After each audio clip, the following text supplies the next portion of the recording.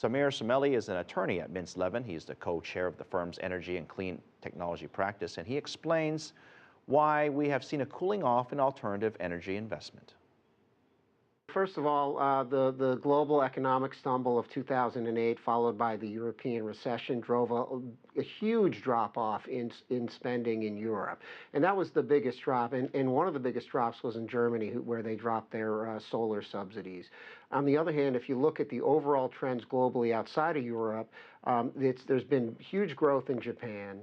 The U.S. has slowed a little bit, but it's just a few percentage points. The same in China, it's a few percentage points. So I think if you take the roughly equal or slight drop in overall spending and the fact that costs have come down, I think you'd probably find that growth was even or if not increased over the last few years. And I think that trend's continuing. You know, one of the things that is a mitigating factor here is the price of natural gas has come down so much globally, and there have been huge additional feedstocks of natural gas found around the world. So, you know, some people count that in the cleaner energies bucket, some people don't. It's a lot cleaner than burning coal for power.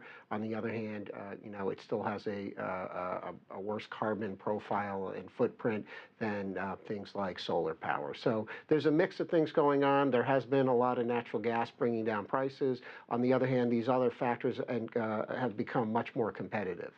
Sahir, you've gone on the record in terms of authoring a discussion, I guess, between the United States and China when it comes to energy cooperation, specifically clean energy.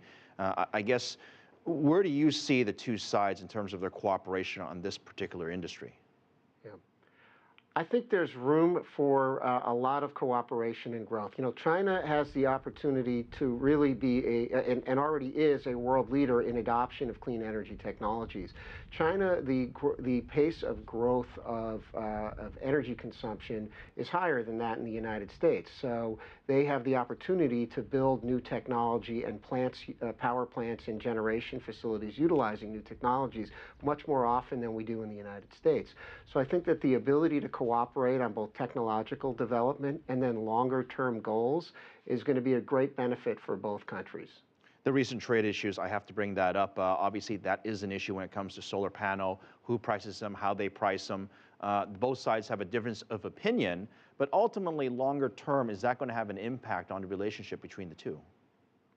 I don't think so. I think in the longer term, all of these things get factored into global pricing for energy technologies. And so there will be manufacturing hiccups or bumps, or folks will feel like there are obstacles along the way.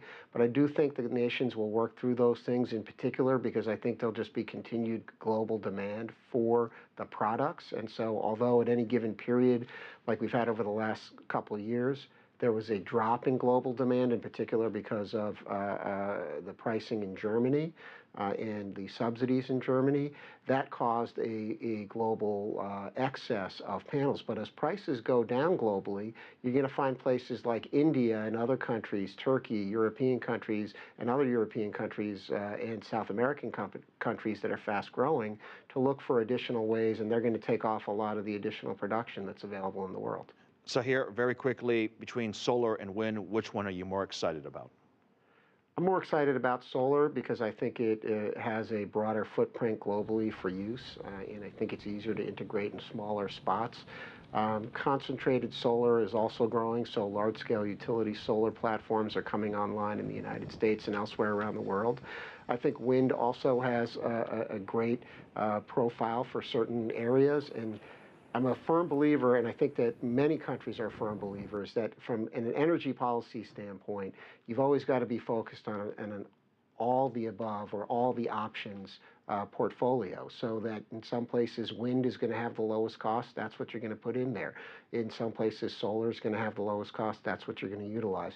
In many places implementing efficiency measures is going to be cheaper than both of those and result in using less electricity, and that's going to be implemented. So I think wherever you go, people are going to look for extra ways to bring down the cost of consuming the power and then using less power wherever they can.